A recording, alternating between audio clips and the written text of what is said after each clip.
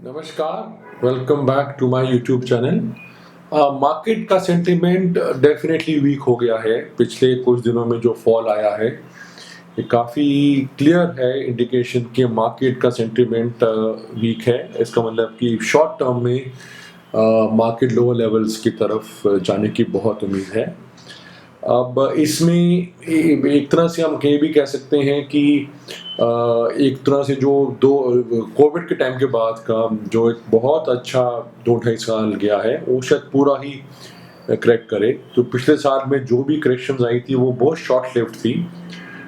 जो करेक्शन मार्च में आई last year, फरवरी मार्च में, और फिर जून में, मई जून में, वो बहुत जल्दी से वापस तेज़ी से वापस आई थी मार्केट। इस बार लग रहा है कि थोड़ा सा टाइम वाइज करेक्शन भी होगा।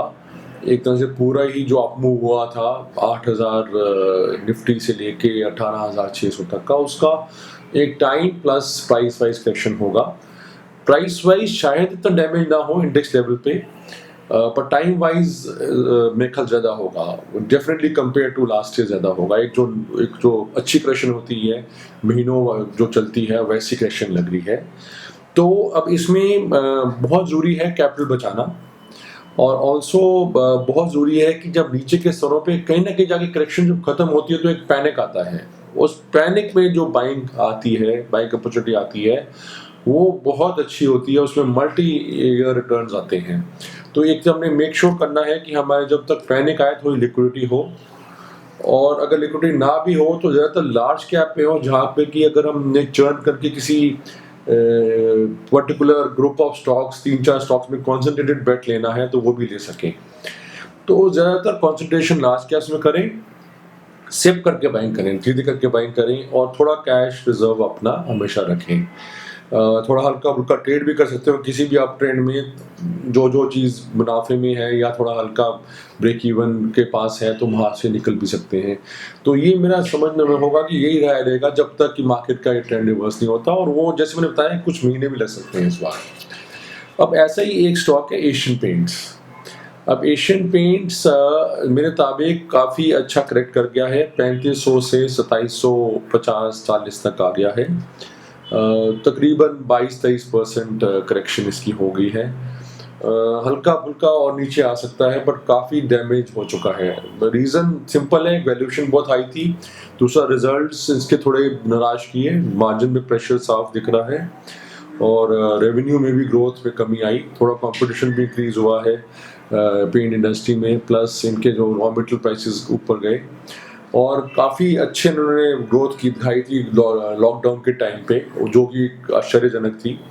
पर इतना से अब वो एक बेस इफेक्ट जो हम कहते हैं कि इतना यूज़ हो गया पेंट का लॉकडाउन के टाइम के, उसके बाद एक एक फ्लैट ट्रेंड इमर्ज होके आ रहा है।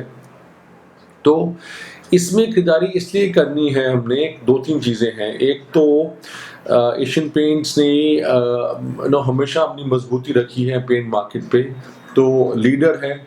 जब भी वापस आएगा पेंट इंडस्ट्री में दम, तो एशियन पेंट ज़रूर चलेगा। अगेन लार्ज कैप है, और लगातार कई सालों तक इसने पॉजिटिव रिटर्न्स दिए हैं, अच्छे रिटर्न्स दिए हैं मार्केट में। और एक बहुत, अगर 5 साल, 10 साल, 15 साल, 20 साल, किसी भी टाइम पीरियड, लंबे टाइम पीरियड का अगर एनालिसिस किया जाए तो एशियन पेंट्स हमेशा टॉप परफॉर्मर स्टॉक रहा है लगातार, और एक बड़ा कंसिस्टेंट परफॉर्मर रहा है। तो क्योंकि अब ये एक मंदी के दौर से गुजर रहा है, तो इसमें बाइंग इसलिए भी बनती है। तीसरा, कंपनी ने बहुत अच्छा बैकवर्ड इंटीग्रेशन शुरू किया है। VAE और VAM दो बहुत इम्पोर्टेंट रॉ मटेरियल्स हैं, उनकी मैन्युफैक्चरिंग में जा रहे हैं। साथ में एक जॉइंट वेंचर में वाइट सीमेंट की फैसिलिटी भी लगा रहे हैं। तो ये सब जो रॉ मटेरियल लगा रहे हैं, इसमें आगे चल के मार्जिन्स इनके और इम्प्रूव होने चाहिए।